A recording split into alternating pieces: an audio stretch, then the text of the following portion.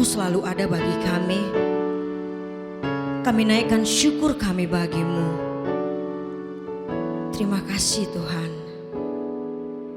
Dalam segala keadaan, Yesus kau selalu ada. Ku percaya kau besertaku. Pergumulan tetap ada, namun kau jawabannya. Ku percaya kau harapanku.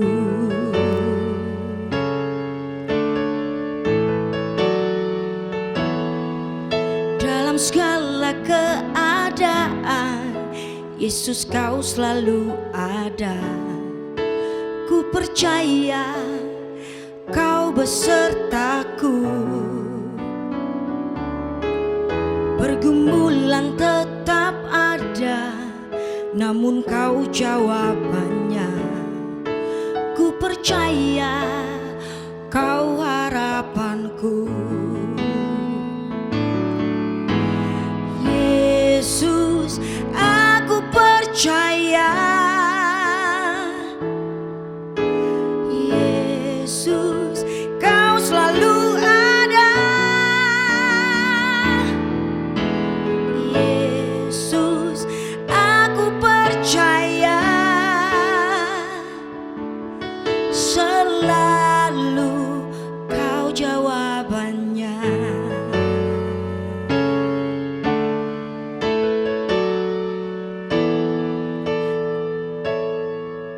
Dalam segala keadaan, Yesus kau selalu ada. Ku percaya kau besertaku. Pergumulan tetap ada, namun kau jawabannya. Ku percaya kau harapanku.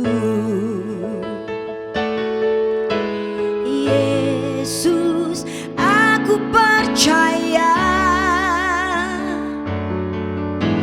Yesus, kau selalu ada. Yesus, aku percaya. Selalu kau jawabannya. Yesus, aku percaya. Yesus, kau selalu ada. Yesus, aku percaya. Selalu kau jawabannya.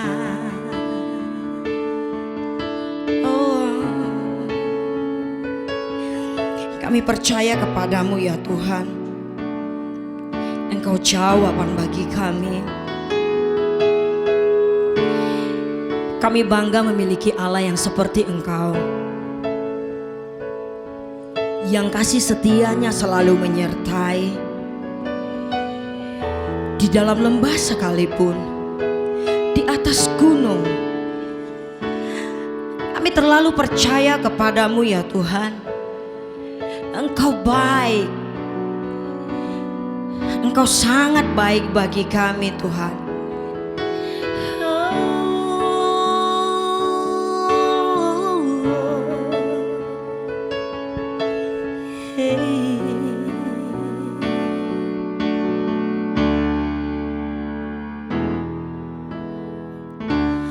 All my life you have been faithful.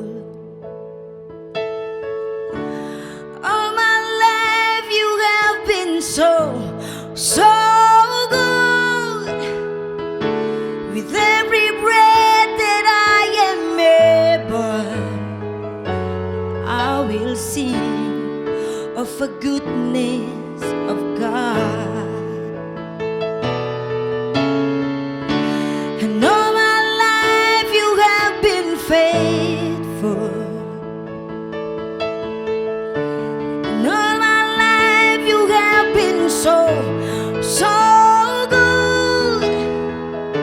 With every breath that I am able, I will sing of the goodness of God.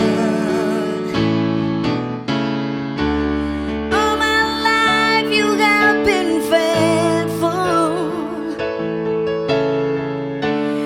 All my life you have been so, so good. With every breath that I am able, I will sing of the goodness of God. Oh, ku percaya kau selalu ada. Oh, kau selalu ada.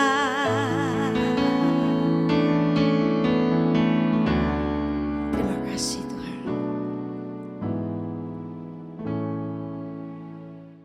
Shalom warga kerajaan Allah. Hari ini kita ketemu kembali di dalam program Voice of Victory. Sebelum kita mendengarkan kebenaran firman Tuhan, saya mengajak saudara untuk sama-sama kita menundukkan hati kita, berdoa, minta Roh Kudus menolong kita supaya setiap kebenaran firman yang kita dengar ini bukan sekedar untuk menambah wawasan, tetapi lebih daripada itu sebagai warga kerajaan Allah, representative of Christ Kingdom, kita menjadi pelaku-pelaku firman. Mari sama-sama kita berdoa saudara. Bapa di sorga, kami bersyukur buat hari ini kesempatan kami boleh sama-sama belajar kebenaran firman. Firman-Mu adalah pelita bagi kaki kami dan terang bagi jalan kami ya Tuhan.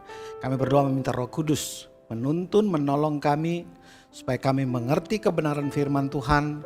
Terlebih daripada itu kami bisa menjadi pelaku-pelaku firman. Terima kasih Bapa, di dalam nama Tuhan Yesus kami berdoa dan mengucap syukur.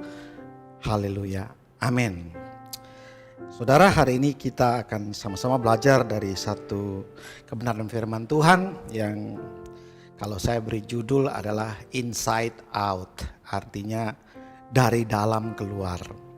Tentu saja ada penjelasan, ada kebenaran firman Tuhan yang akan mendasari ini semua, sehingga akhirnya kita mengerti sebagai warga kerajaan Allah, sebagai orang-orang yang mengaku bahwa mereka adalah pengikut Kristus. Ada hal-hal yang sungguh nyata bisa terlihat di dalam kehidupan mereka. Kita akan memulai dari Kejadian 1 ayat 26. Di situ kalau saudara membaca, ini ayat yang paling sering dibacakan oleh Pak Roni ataupun dibacakan juga oleh Pak Arifin, yaitu tentang keserupaan dengan Kristus dan kemudian yang berbicara tentang kingdom. Ya, kata pertama kingdom itu muncul di dalam di Kejadian 1 ayat 26 itu ya saudara ya. Saya bacakan kepada Anda terlebih dahulu. Kejadian 1:26, berfirmanlah Allah, baiklah kita menjadikan manusia menurut gambar dan rupa kita, supaya mereka berkuasa atas ikan di laut dan burung-burung di udara dan atas ternak dan atas seluruh bumi dan atas segala binatang melata yang merayap di bumi. Nah, kalau saudara memperhatikan kata-kata ini dimulai dengan perkataan berfirmanlah Allah, baiklah kita menjadikan manusia menurut gambar dan rupa kita.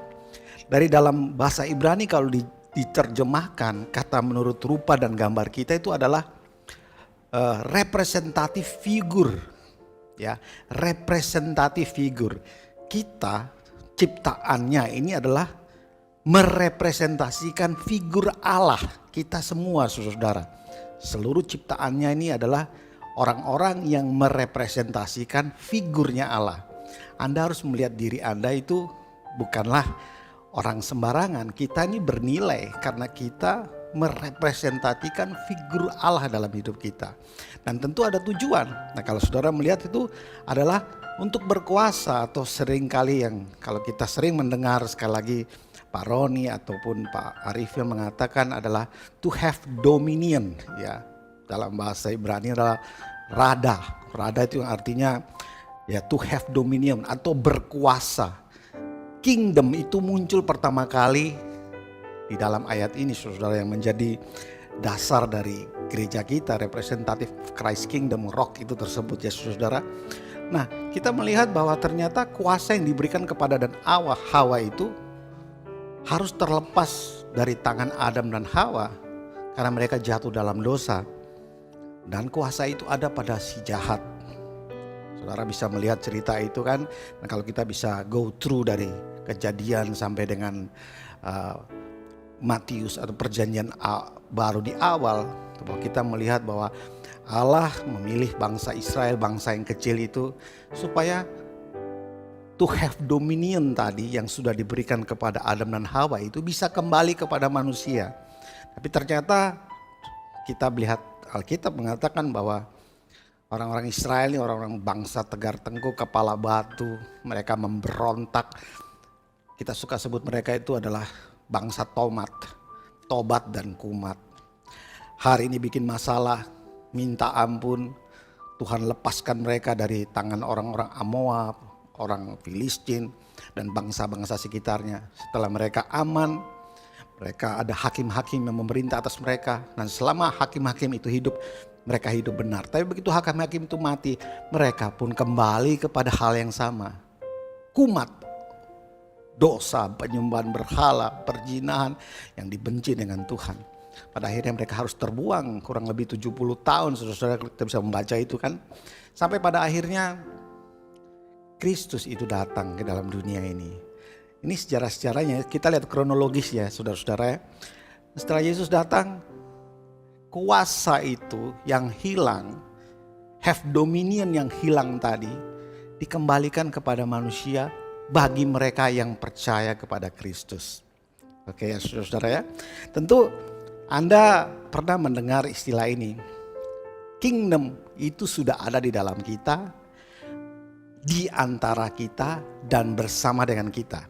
Kita pernah mendengar itu bukan?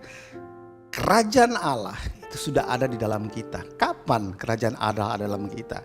Saat kita menerima Kristus sebagai Tuhan dan Raja dalam hidup kita, kita mempercayainya, maka kingdom itu ada di dalam kita, di antara kita, dan bersama-sama dengan kita.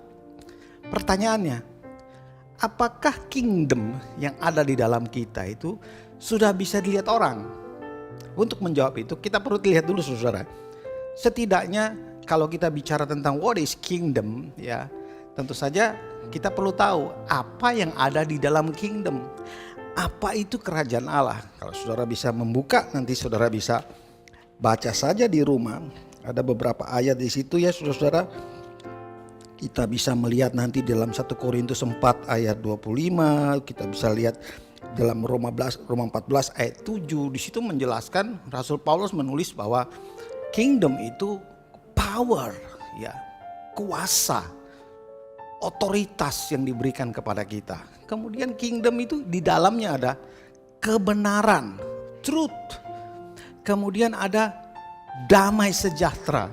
Dan juga dikatakan bahwa yang keempat, di dalam kingdom itu ada sukacita oleh Roh Kudus. Semua itu ada di dalam kita saudara-saudara. Tadi saya sudah sampaikan bahwa kingdom of heaven atau kingdom of God itu ada di dalam diri setiap orang percaya saat mereka menerima Kristus sebagai Tuhan di dalam hidupnya. Yang sungguh-sungguh bukan main-main. Ya saudara ya, itu sudah ada dalam kita. Pertanyaannya, kebenaran itu apakah sudah kelihatan? Kuasa itu terlihat atau pertanyaannya lagi, sukacita itu terlihatkah? Belum tentu terlihat. Belum terlihat dengan kata lain seperti itu, saudara. Bukan belum tentu, tapi belum terlihat. Bagaimana supaya kuasa ini keluar, saudara? Bagaimana supaya kuasa ini boleh dinikmati orang lain? Sejalan dengan yang kita pelajari bahwa kita adalah representative of Christ Kingdom. Saya selalu bertanya kepada jemaat, apa yang engkau wakilkan daripada Kristus? Itu pertanyaan besar. Saya masih ingat pada saat Yesus ada di dalam dunia, Alkitab menyatakan bahwa Filipus bertanya kepada Tuhan Yesus, "Guru, Bapa itu seperti apa?"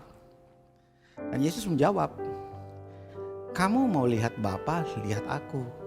Mau tahu apa yang Bapa kerjakan, lihat apa yang aku kerjakan." Ya. Yesus mengatakan demikian. Dan kemudian pertanyaannya begini hari ini saudara. Kalau ada orang di sekitar kita yang belum mengenal Kristus bertanya, bro, Yesus itu seperti apa? Apa jawab saudara? Yang secara mudah dan secara logika saja, maka saudara harus berani berkata, lihat aku. Betul kan? Nah masalahnya, yang aku ini, kingdom yang ada dalam kita, Yesus yang ada dalam kita itu, kan belum nampak keluar kalau tidak ada action dan tindakan. Ya saudara. Nah saudara perhatikan baik-baik. Menyukai firman Tuhan dan kemudian mengasihi Tuhan itu sikap hati. Ya, sikap hati itu sikap something yang ada di dalam. Nah, ketaatan itu bicara tentang action, something yang ada di luar, sesuatu yang terlihat dengan nyata di luar. Nah, kalau kita bisa melihat itu di dalam 1 Korintus 4 1 dan 2 yang kemarin kita punya tema bulan ini. Jadi di situ Rasul Paulus mengatakan karena ketaatan itu ada yang bisa dilihat. Di situ bisa saudara lihat mereka tidak tawar hati, mereka tidak menyimpan dosa yang disembunyikan, mereka terbuka, mereka bisa dilihat. Nah saudara, saya lihat juga begini saudara, kita bisa melihat bahwa kita sudah punya firman Tuhan, kita sudah punya kingdom, kita sudah punya Allah yang ada di dalam kita. Harus nampak di dalam kehidupan sehari-hari, harus nampak keluar. Ya saudara, jangan seperti laut mati. Laut mati itu menerima aliran air dari mana saja tapi tidak mengalir kemana-mana. Akhirnya kadar garam bertambah dengan begitu luar biasa di situ. Akhirnya tidak ada satu kehidupan. Saya membayangkan begini, misalnya ada satu ekor ikan dicemplungin ke dalam laut mati tersebut. Ikan itu begitu masuk, kemudian dia pasti serangan jantung dan dia mati. Karena di situ kadar garam tinggi, tidak ada kehidupan di sana. Kita orang-orang Kristen seringkali seperti itu saudara. Kita menyebut diri kita bahwa kita mengikut Kristus, kita adalah warga kerajaan. Tapi dunia tidak melihat kuasa yang dalam hidup kita. Dunia tidak melihat sukacita oleh Roh Kudus yang ada dalam kita. Mau contoh, lagi ada masalah ya kita menangis seperti tidak punya Tuhan. Kita seperti kehilangan pengharapan. Yang lucu lagi malah kita nih kebanyakan malah ngusir masalah. Masalah itu tidak untuk diusir, dihadapi. Nah sekali lagi tadi saya bertanya bagaimana supaya kuasa yang ada dalam kita, ya, apa yang ada dalam kingdom itu bisa muncul keluar. Maka tidak ada cara lain. Di dalam Yesaya 43, kita buka sebentar saudara, merupakan ayat terakhir. Di dalam Yesaya 43 ayat yang ke-21, kita buka sebentar. Yesaya 43 ayat 21. Di sana dikatakan, umat yang telah kubentuk bagiku akan memberitakan kemasyuranku.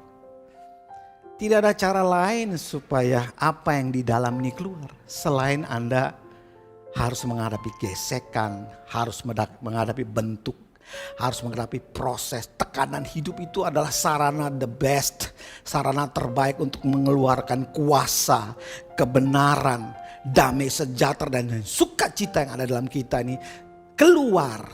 Ya saudara, itu yang harus terjadi. Saudara bayangkan hari ini kalau saudara punya, saya akan selesai dalam waktu 1 menit atau 2 menit ini. Misalnya hari ini saudara punya baygon, ya, yang semprotan itu kan.